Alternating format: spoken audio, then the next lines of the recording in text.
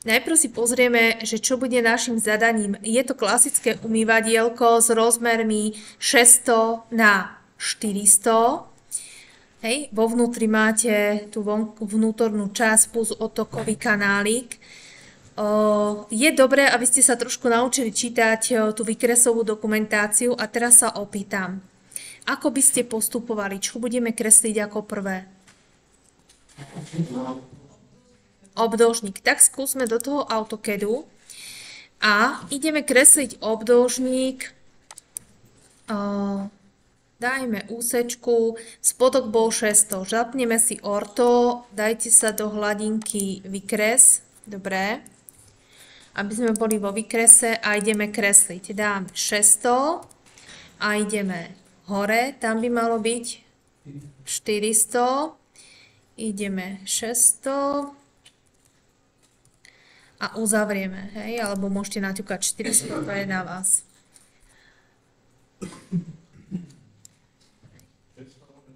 600, 400, 600. Hej, 600, 400, 600, 400. Čiže máme ten obdĺžnik. Čo si teraz pozrieme, že to naše umývadielko je zaoblené. A rádius zaoblenia vonkajšej čiary je 100 a vnútornej čiary je 50. Tak poďme na tú vonkajšiu čiaru, kde zaoblenie máme 100. Ak ste ešte neskúšali, tuto je taká ikonka, že zaobliť. Nájdite si každý ikonku zaobliť. Klikneme na ňu. A teraz ešte nikde neklikáme, ale stlačíme šípočku nadol. Šípočku nadol. A tou šípočkou nadol prejdeme k polomeru. Stlačíme Enter a ak si pamätáte, tak rádius by mal byť 100. Že? Stlačíme Enter a označíme, ktoré dve čiary by mali byť s týmto rádiusom zaoblené. Ukážem ešte raz na pravej strane toho umývadielka. Vybereme funkciu zaobliť. Nie skosiť, hej, ale zaobliť. Dobre? Vybrali sme funkciu zaobliť. Nikde neklikáme, len sme ho vybrali. A ono tam ukazuje vpravo takú šípočku a vy stlačíte dolnú šípočku, tuto, čo máte na klávesničke. Vyroluje sa vám ponuka. Môžete na ten polomer kliknúť aj myškou, alebo sa šípočkou zrolujete na ten polomer. Bude si pýtať veľkosť. Fyzicky tam napíšete 100. Ja už som 100 použila, čiže mám tam 5 definované. A teraz už len kliknete na tie dve čiaročky, ktoré by mali byť zaoblené pod týmto polomerom. Vidím, že Gara je celkom šikovný. Ostatný ako? Rádius, polomer rádius, áno. Podarilo sa vám? Všetkým aj Štaunerovi? Dobre. Teraz vrátim sa do toho náčrtu, do tej výkresovej dokumentácie. A v podstate je tu tiež vnútorné umývadielko a dištanc od toho prvého je koľko? 5 je 50, že? Tak môžeme použiť čo? Môžeme použiť ekvidištantu, dištanc tých 50 a ukážeme, že čo a kam.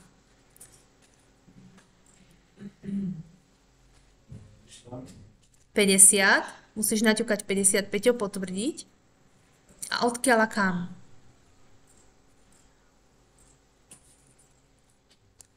Máme takto? Čiže rozbijeme toto.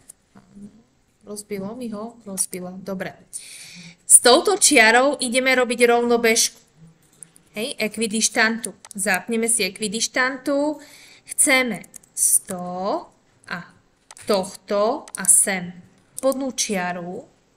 Chceme urobiť rovnobežku vo vzdialenosti 100. Čiže sme klikli na ekvidištantu. Treba napísať o koľko? O 100? Áno, potvrdiť. Tejto čiary, áno, a smerom hore. Hej. A máte tu na rovnobežku vo vzdialenosti 100. Teraz nám stačí čo? Oříznúť. Čo nám treba oříznúť? Toto nám treba oříznúť. Toto, aj toto. nám treba ožíznúť, aj toto nám treba ožíznúť a ostane nám krásne umývadielko. Čo ešte potrebujeme urobiť je v strede, toto by malo predstavovať vlastne, kadiaľ tečie voda, tú rúrku a odtokový kanálik. Čiže pozrite si kótovanie, je tu 150, čiže si nakreslíme obyčajnú úsečku, uchopovanie v strede by sme mali mať zapnuté, zapneme orto a napíšeme 150 a máte tam tú čiaročku. Máme? Garaj má, hej?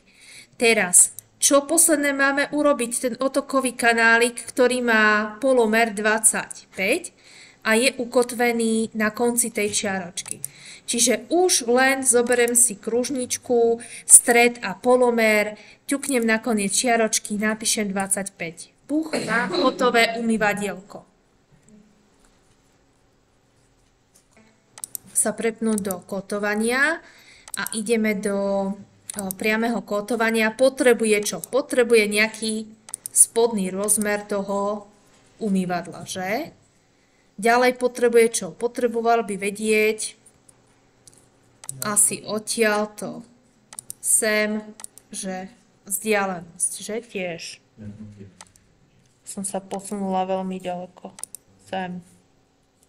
Čiže máme z dola, z boku. Čo ešte potrebuje je, aby mal tento rozmer, v podstate odtiaľto sem niekde vyvedený, aby mal polomery,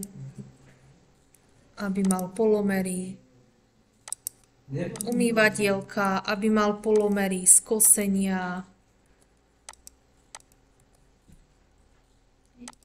Čiže ja zapnem na chvíľu toto, aby ste si podľa toho vedeli okotovať.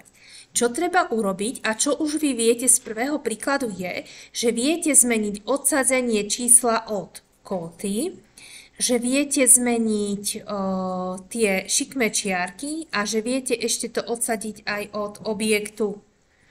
Takže skúste si to urobiť krajšie, než je tu na, lebo toto mám z nejakého predchádzajúceho výkresu, čo robili žiaci, ale vieme to urobiť aj krajšie.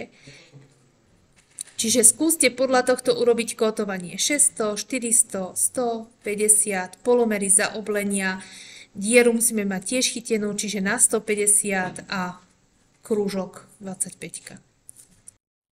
Je to odsadzenie na nejakých 40. Aspoň. Skúste si skopírovať možno tie vlastnosti na nejaké tie kódky. Hej. Keď tú kótu chytíte za ten uchopovací bod, vy si ju viete predĺžiť, tak ďalej, čiže odsadiť, posunúť. Viete sa s tým vyzabávať. Hej. Za tie uchopovacie body vy viete tú kódku chytiť. Poposúvať.